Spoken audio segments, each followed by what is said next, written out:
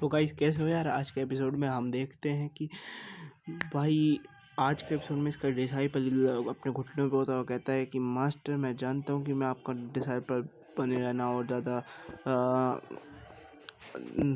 मतलब कि मैं और ज़्यादा आपका डिसाइपल बनने के लायक नहीं हूँ, लेकिन आप ये ड्रैगन ब्लड ग्रास को एक्सेप्ट कर लीजिए। और कुछ लोग कह रहे होते हैं कि यार लेकिन उसी के साथ आए ना, उसी की साइड लेंगे कि अब मुझे नहीं लगता कि वो अपने डेथ पैड पे और उसे इस ड्रैगन ग्रास ब्लड ग्रास की ज़रूरत है। वो कहते हैं हाँ वो तो शायद अब वो 4th स्टेज पिल की तो अब इसे ज़रूरत है, बल्कि उसके एल्डर ज़ियान क्या आपके पास है, क्या आप एक दे सकते हैं इसे।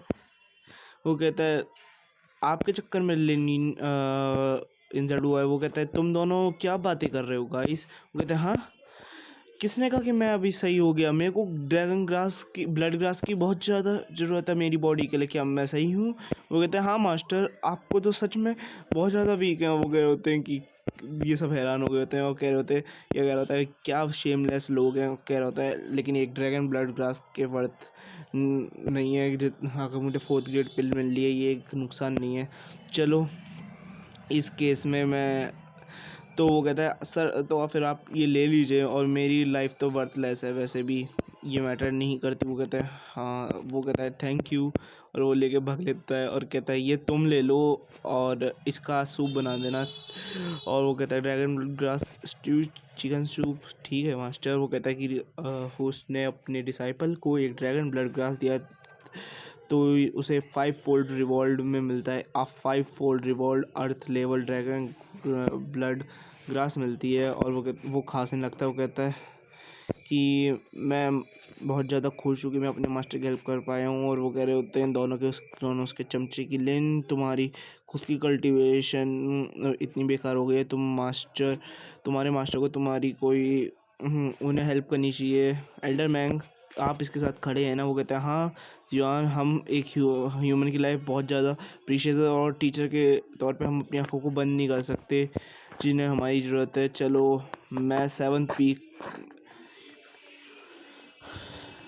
मैं देखता हूँ कि कैसे 7th पीक द्वारे से डिसाइपल को ले पाती है। रुको तुम इतनी जल्दी में क्यों हो, क्योंकि तुम मेरे डिसाइपल हो तो मैं तुम्हें इग्नोर तो नहीं कर सकता। चलो मैं 4th ग्रेड पिल को देता हूँ, लेकिन उससे पहले तुम्हारी बॉडी बहुत ज़्यादा पोटेंशली मेडिसिन की नीड है तो मैं तुम्हें थोड़ी सी एनर्जी देता हूँ जिससे कि तुम्हारी मेरिडियंस सही हो सकें। वो कह रहा था लगता है कि एल्डर ज़ियान सच में टैलेंट की कदर करते हैं और ये देख के लगता है कि वो अपनी एनर्जी को ट्रांसफ़र कर रहे हैं। तो वो कहता है कि तुम्हारी इतनी मैं करता हूँ और ये थोड़ी सी लाइफ को रिस्क डालने वाली चीज़ होगी। और भाई उसमें एनर्जी डालना चालू करता है, वो चिल्लाने लगता है और ये एनर्जी ट्रांसफ़र नहीं कर रहा होता। वो कहता है क्या ये सच में एनर्जी ट्रांसफ़र कर रहा है इसका थोड़ा सा ऐसा ही पेन सा होता है ट्रांसफ़र करते समय और ये लिन की अपॉर्चुनिटी है। वो कहता है बास्टर्ड एनर्जी ट्रांसफ़र नहीं कर रहा, ये मेरी मेरिडियंस को ख़त्म कर रहा है और मैं मास्टर से कह भी नहीं पा रहा मैंग से मुझे बचाने के लिए। और भाई इसकी हालत टाइट कर दी होती है और वो कह रहा होता है मैंने तुम्हारी डिसीज़ को पूरी तरह से ख़त्म कर दिया है और अब तुम इसे लेके जा सकते हो।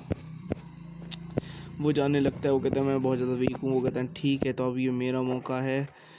अब भाई उन्होंने अपना और थोड़ा सा कमज़ोर ही लग रहा है तो ये एक अच्छी अपॉर्चुनिटी है तो तुम भूलना मत। अब ये लो तुम।